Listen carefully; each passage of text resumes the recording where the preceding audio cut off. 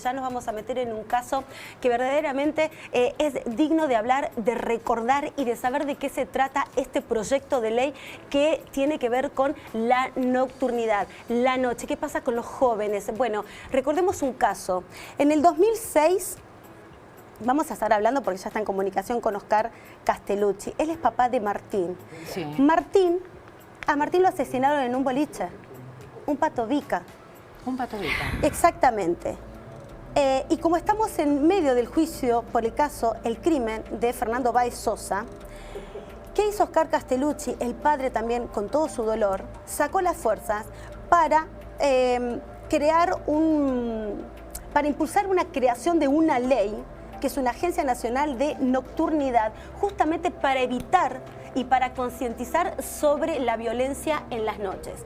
Que esto implica todo, no solamente el chico que vaya y que no se ponga violento, no, sino también cómo deben actuar las autoridades. Primero, las autoridades en acompañamiento con un Estado, la policía, cómo tiene que actuar los patovicas dentro de los boliches, qué es lo que tienen que hacer cuando se genera una pelea, una discusión, a los chicos, cómo concientizarlos también antes de que vayan a bailar. La educación, todos en conjunto. La venta de alcohol. La venta de alcohol. Y quitar la hipocresía también de los grandes empresarios, de los inspectores que van a los boliches a controlar y que en realidad por 2 mangos no controlan, esa es la verdad, y que hay un gran negocio alrededor de los boliches, que no es que entres al boliche, es el consumo de alcohol. Entonces después somos unos hipócritas que estamos todos volcados hacia un grupo de chicos estigmatizados, con un montón de familias deshechas, con una familia que no tiene retorno, con una víctima fatal. Mientras tanto, el negocio le sigue siendo útil a un montón de empresarios y otros somos el chivo expiatorio de esta barbarie. Qué triste que tengamos que llegar, que un papá que ha perdido a su hijo, sí, que pobrecito tiene que atravesar ese estado de dolor tan espantoso, que tenga que salir a convocar para formar una especie de observatorio de la seguridad nocturna. Una locura. Cuando en realidad es una obligación jurídica constitucional del Estado. El que tiene poder de policía es el Estado y lo debería prestar ese poder de control y organización que no lo cumple. Bueno, que tenga un papá que está en duelo salir a poner la cara para pelear contra lo que no existe y que debería existir. Pero si el Estado estuviera, no existiría un Santi Maratea, por ejemplo. Sí. O sea, no estaría civiles haciéndose cargo, porque esto realmente es una anarquía, lo es. Y gracias a Dios... Y gracias a Dios somos todos, acá es donde nos tenemos que inflar el pecho, ¿no? Y decir, somos buenos ciudadanos, realmente somos mucho mejor de lo que pasa en otro país. Y que de verdad, o sea, Oscar Castellucci, que ya lo vamos a presentar, él fue el impulsor de este proyecto de ley para evitar la violencia en los boliches, y además nos preguntamos, esto ocurrió en el 2006, él presenta posteriormente esta ley y después ocurrió lo de Fernando Báez Sosa. Entonces nos preguntamos si el Estado estaría un poquito presente en estas cuestiones que son de agenda, que son prioridad. ¿Hubiese pasado lo de Fernando? Ya lo tenemos en comunicación y estamos hablando con Oscar Castellucci. Oscar, muy buenas tardes. Un placer, gracias por atendernos. Buenas tardes. Bueno, Oscar, estamos recordando, no sé, escuchaste toda nuestra introducción, por supuesto que felicitaciones por este proyecto, y siempre los civiles, ¿no? El ciudadano común que atraviesa un dolor tan grande como el que tuvo que atravesar usted para poder impulsar una ley. ¿Qué pasó con esa ley? Primero, no sé, me gustaría que en breves minutitos nos recuerde ese caso. Ocurrió en el 2006, Martín estaba en un boliche, fue sacado por un patovica. Podemos recordar si está en condiciones, digo, ¿no? Siempre respetamos lo que él nos quiera contar. En diciembre de 2006, Martín fue a bailar con un grupo de amigos a un boliche que ya no funciona en la zona de Lanús, La Casona, era un boliche muy tradicional. Sí, claro. Y en la puerta tuvo un problema, no él en particular, sino uno de sus amigos, Nahuel, a quien no lo dejaron entrar por una cuestión de apariencia física. Aplicándose el derecho de admisión. Qué bárbaro. Sería más morochito. Nahuel, después lo tuve que mirar con esos ojos para darme cuenta. Martín no aceptó esa situación, los hicieron esperar para entrar. Cuando vuelven a habilitarlos, nuevamente no lo dejan entrar a Nahuel. Se suscita una discusión con la persona que estaba en la puerta, y el resultado de la discusión fue que le aplicó 2 golpes en la cabeza. ¿Con un objeto contundente o fue a puño? No, fue a puño, era boxeador. Mira. la persona Mira. esta. Ajá. Y bueno, con esos 2 golpes le produjo un edema cerebral y falleció a los 3 días. Bien, y a raíz de eso, Dios bueno, mío. por supuesto, atravesar... Bueno. Judicialmente, ¿cómo quedó eso? ¿Por qué se hizo la denuncia? ¿Se siguió? ¿Cómo está esa situación o cómo quedó? Lo judicial es todo un tema también para hablar en torno a esto, ¿no? Hubo, digamos, funcionó el proceso judicial, funcionó de tal manera que resultó solamente condenado el asesino material, pero a Martín lo matan adelante de 2 efectivos policiales bonaerenses, que lo único que hacen es juntar su cuerpo y correrlo para que la gente siga entrando. Ay, por favor. ¿Cómo? Por favor. Y también sobreseyeron al dueño del boliche, que Sí, había puesto a la persona que estaba en la puerta para que hiciera lo que hizo y a los policías para que hicieran lo que hizo. ¿Qué hizo el Poder Judicial? Bueno, una artimaña, digamos. En vez de hacer una causa, hizo 3, una que involucrara al dueño, otra al controlador, al Patovica, y otra a los policías. Y eso significó hacer un poco justicia de clase, justicia clasista, porque el Patovica fue condenado por el homicidio, los policías recibieron una pena menor por incumplimiento de los deberes de funcionario público y el empresario fue sobreseído. Claro, pagó una cantidad de plata importante, digamos, y lo sobreseyeron, ¿no?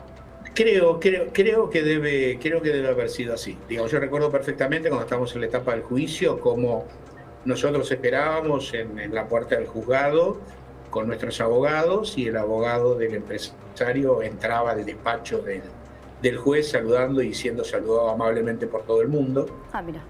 Lo que daba claramente una sensación de que no sé si sucedió eso que decir, pero parecería que sí. No, estoy sacando cuentas en mi imaginario, qué sé yo, de chica voladora. Nos pero permitimos dudar siempre, ¿no? Es desconfiar. Sí, no, de inocencia, de naive. Pero digo, en el momento en el que Martín cae, la policía lo corre el cuerpo a un costado, ¿se llama a la ambulancia? Digamos, se pide ayuda. Claro, le prestan ayuda por los policías, se supone están entrenados para hacer reanimación. Esto que vos decís es muy particular. A la ambulancia lo llamaron otros chicos que estaban con Martín. Ni la policía, ni la gente local lo hizo. Llegó tardíamente, de todas formas las lesiones de Martín eran graves. No lo pudieron salvar, no lo pudieron salvar. No. Oscar, bueno, lo sentimos mucho, de verdad. Parece que es una historia de nunca acabar, ¿no? Esto ocurrió en el 2006, después viene lo de Fernando Báez Sosa y muchos otros más sucesos en el medio, parecidísimos a esto. Usted impulsó y llevó adelante un proyecto de ley. ¿Nos puede contar, por favor? Sí, mira, rápidamente te digo, Sí. es un proceso muy largo, porque nosotros ya en aquel momento hicimos sancionar una ley que impulsamos nosotros. Nosotros creamos una asociación que lleva el nombre de Martín, la Asociación Martín Castellucci. Desde la asociación impulsamos un proyecto de ley que regulaba la actividad de los controladores de admisión y permanencia, que es el nombre técnico de los Patovica, Sí. de cómo debían funcionar y cómo debían mantener su relación laboral con quienes los contrataban. La ley se sancionó en el 2008, ha tenido una aplicación muy parcial. Yo desde entonces trabajo intensamente en eso, sobre todo en la provincia de Buenos Aires, tratando de enfrentarme a un monstruo de muchas cabezas, ¿no? Porque hay muchos intereses en la noche clandestina, hay factores muy poderosos e intereses que hacen que la ley no... Y peligrosísimos. Hay porque que ser muy valiente para meterse es un gasto. La seguridad es un gasto en general para ellos, no algo que debiesen hacer naturalmente. No, pero además también, Oscar, y vale decir esto, ¿no? Por ahí yo soy la menos popular de todos, pero la seguridad, además de ser un gasto, es un inconveniente para otro tipo de negocios que se generan ahí adentro, ¿no? Y que están penados por la ley, digamos. Así es. Así es. Bueno, la ley está sancionó. Hacen hoy la vista gorda. Como por supuesto, porque van todos enganchados. Perdón, decía. Ahora, ¿en qué momento presentó la ley? Bueno, esto fue en el 2008. Desde el 2010 la ley se aplica con muchas dificultades. Sí. Y en el transcurso de estos 10 años, que yo he trabajado en lo personal intensamente en este tema, me llevó a entender cuál era la complejidad de la noche y que la complejidad de la noche no podía solucionarse regulando la actividad de los Patovica, sino que había que tener una mirada integral. Y ya para el verano del 2020, poquito antes de que sucediera la terrible tragedia de Fernando, nosotros teníamos pergeñada la idea de la ley. Lamentablemente, si ustedes se acuerdan, esto fue al principio del 2020 y en marzo sobrevino lo de la pandemia y esto puso en Pero paréntesis. usted durante 10 años estuvo por lo menos proponiendo y ningún legislador se hizo eco porque está para eso. No, convengamos digamos, que son de distintas durante 10 extracciones años políticas. trabajamos. ¿Cómo? Durante 10 años trabajamos. En el 2020 pergeñamos la ley, hubo un interés legislativo, sobrevino la pandemia y vino un paréntesis prolongado, hasta que ahora volvimos a insistir y encontramos un grupo de legisladores justamente, que sobre todo el diputado nacional Eduardo Tognoli, con quien charlamos, quien se comprometió con el proyecto, con quien lo debatimos, con quien lo mejoramos, y él con otros 10 diputados presentamos en noviembre a fin del año pasado, este proyecto de crear la Agencia Nacional de Nocturnidad, que es una especie de síntesis de la experiencia nuestra de estos 10 años de trabajo. ¿Y nos puede contar algunos puntos importantes de este proyecto de ley, Oscar? Sí, mira, siendo sintético, lo primero que nosotros visualizamos a lo largo de 10 años es que el Estado tiene un montón de sectores que están vinculados con los riesgos de la nocturnidad, muchos, pero que actúan independientemente, descoordinados, y en esa falta de coordinación está su ineficiencia.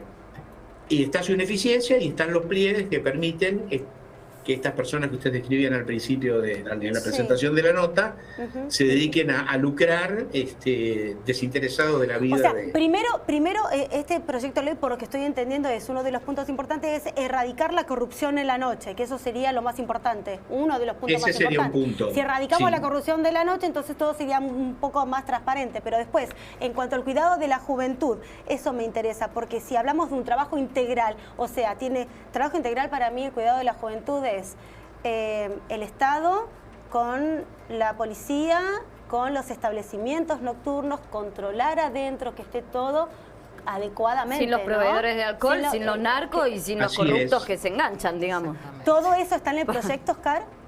Todo esto está en el proyecto porque lo que nosotros hacemos es proponer, para que ustedes se hagan una idea, ustedes conocen lo que es la Agencia Nacional de Seguridad Vial. Sí, claro. Es un modelo al cual yo he tomado como referencia, que me parece que es una experiencia interesante en otro problema muy complejo, que es el de la seguridad vial. Sí, claro. Tomamos medianamente eso como modelo y nos pareció que el Estado necesitaba una herramienta que hasta este momento no tenía, porque disponía de muchas que no coordinadas eran ineficientes, para poder tener información, diseñar políticas y controlar su aplicación. En el funcionamiento de la Agencia Nacional de Nocturnidad está previsto, como en la Agencia Nacional de Seguridad Vial, que todos los sectores involucrados participen, integrando un consejo, de modo de poder compatibilizar acuerdos entre las distintas miradas de estos mundos complejos que funciona cada uno por su lado de la noche. Organismos estatales, por un lado, empresarios, sindicatos y también... a propuesta nuestra, lo que nosotros llamamos familiares de víctimas, que son aquellos que hemos padecido las pérdidas terribles ante esta falta de presencia del Estado. Ahora, como las madres diseña políticas. 2020 hasta ahora, que presentó el proyecto, ¿qué pasó? No, el proyecto se presentó, lo pensamos en el 2020, quedó entre paréntesis por la pandemia y fue presentado formalmente, tiene estado parlamentario desde noviembre del año pasado. Ok. Y ahora tiene que esperar, ¿no? Que empiece el año de sesiones ordinarias, o bien que lo incorporen al menú de las sesiones extraordinarias, cosa que es difícil porque no quieren sesionar los legisladores, así que... No, están de vacaciones. Eso no va a suceder. Tiene estado parlamentario, está derivado a comisiones, y yo supongo que en marzo se abrirá la discusión en las comisiones, de las cuales obviamente participaremos, para enriquecer este y otros puntos que te comenté del proyecto que me parece que son importantes. Yo sumaría un ítem más a cada uno de los proyectos, que los legisladores, por favor, legislen. Claro. ¿Sí? Que lean los expedientes, que trabajen un poco, que trabajen un poco más. Tienen 800 millones de secretarios, de ayudantes. Pero Oscar, ¿cuántas veces hemos escuchado que se ha sancionado la ley de la carne chinchilla? Que no sé, estoy inventando algo, pero por decir algo la ley terrible, del trompo como juguete nacional. O el Día Nacional de la Milanesa. Claro, exacto. Y lo más importante siempre se deja cajoneado. Esperamos que pasen más. Báez, Sosa. Lo último ya para cerrar, Oscar, chiquitito. ¿Usted ha podido hablar con Graciela, con Silvino, su mirada ante este caso que estamos esperando la sentencia, por supuesto, el 31 de enero? No, los conozco particularmente, además somos vecinos, vivimos a 2 cuadras, Nosotros intentamos contactarnos con ellos, los llamamos, a ellos no les pareció en el momento que los llamamos oportuno juntarnos. Después hemos enviado mensajes, no pudimos, y con el transcurso del tiempo también lo que vimos que ellos estaban bien contenidos y acompañados por otros familiares, por sus amigos, y no insistimos porque en realidad nuestro único interés de vincularnos con ellos era transmitirles nuestra experiencia de vida para ver en qué medida podíamos ayudarlo. Era algo que dependía de ellos y no de nosotros. Bien. Bueno, Oscar Castellucci, muchísimas gracias por esta deferencia, por esta comunicación con nosotros y ponernos en autos en algo tan importante como es este proyecto para cuidar un poco más la noche. Muchas gracias. Muchas gracias a ustedes y ojalá los legisladores piensen como ustedes, sería muy bueno que sean ellos. Gracias. Muchas gracias.